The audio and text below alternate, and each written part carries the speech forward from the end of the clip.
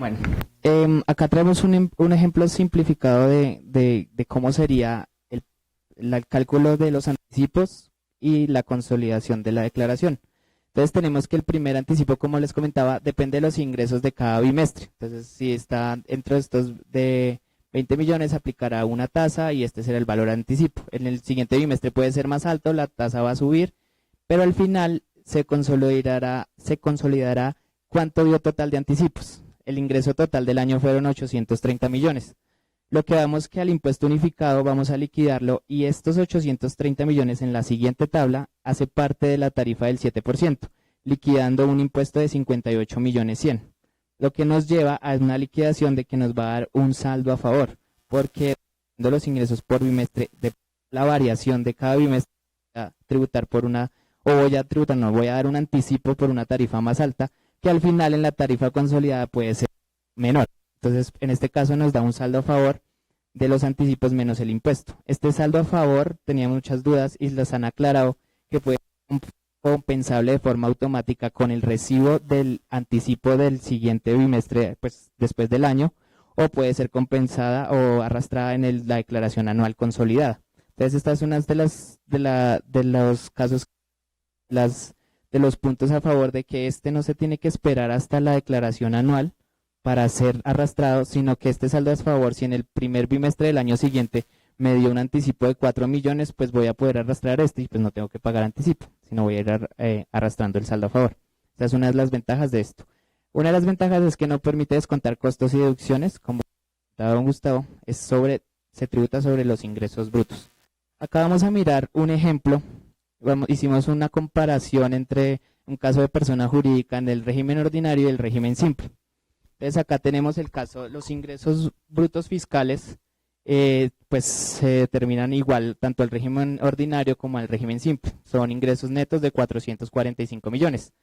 Caso que en el régimen ordinario tenemos que sí se pueden descontar costos y deducciones. En este caso tenemos que, en el ejemplo, 350 millones de costos y deducciones, llegando a una renta líquida ordinaria de 95 millones de pesos.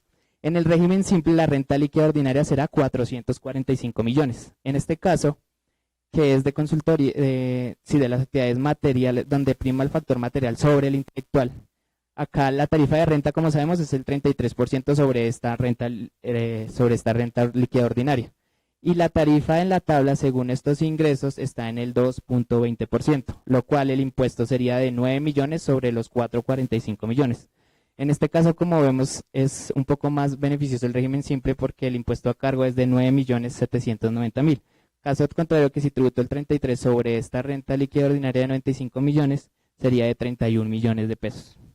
Adicional, el régimen ordinario puede descontar pues, varios descuentos tributarios acordes al artículo 259. En este caso pusimos el ejemplo de 2 millones de pesos. Para el régimen simple no aplican estos descuentos tributarios, pero en el régimen simple tienen la opción del descuento por aportes obligatorios como empleador. Caso contrario, que en el régimen ordinario no aplica. Entonces, en los dos casos puedo descontar pues dependiendo de lo que pueda o lo que me permita el régimen que estamos analizando.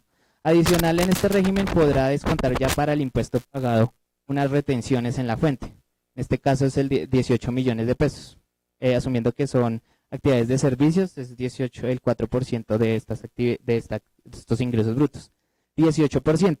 Pero el régimen simple da unos anticipos bimestrales.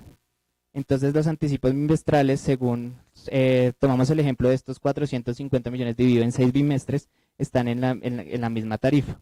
Da unos anticipos de 9 millones 910, o sea, lo que significa que en el paso del tiempo de los 6 bimestres hemos estado pagando el impuesto a cargo que nos va a dar al final. Entonces, y se va pagando, por decirlo así, a cuotas. Al final, el impuesto pagado por el régimen ordinario nos da 11.350.000, pero por el régimen simple nos da un saldo a favor de 1.110.000. Adicional, el régimen ordinario tiene que liquidar aparte su impuesto de industria y comercio dependiendo pues del municipio o del distrito que pertenezca. En este caso, tomamos el caso de Bogotá, el 6.9 por mil sobre 400 millones, pues teniendo en cuenta que pues no todos estarán grabados. En el ejemplo colocamos 400 millones. Un impuesto a pagar a la Secretaría de Hacienda, en el caso de Bogotá, de 2.700.000. Al final, un gran total el régimen ordinario está pagando 14 millones. En el impuesto simple ya está integrado el impuesto de industria y comercio en esta tarifa. Entonces no aplicaría el impuesto de industria y comercio. Por lo que conlleva a que en el régimen ordinario vamos a un gran total de impuesto de renta de 14 millones a cargo y en el régimen simple un saldo a favor de 1.110.000 pensado en los anticipos del año siguiente o en el caso anual. Este es el primer caso que analizamos donde aparentemente a simple vista es más convence más y es más convencible el régimen simple. Al final pues tenemos unos análisis de tasa efectiva de tributación. Por el régimen ordinario tenemos que es un 35%, pero por el régimen simple un 9,3%. Tarifa de la tasa sobre los ingresos del impuesto a cargo un 7,7 y un 2%. Entonces en este es un escenario más favorable el régimen simple con estos ingresos.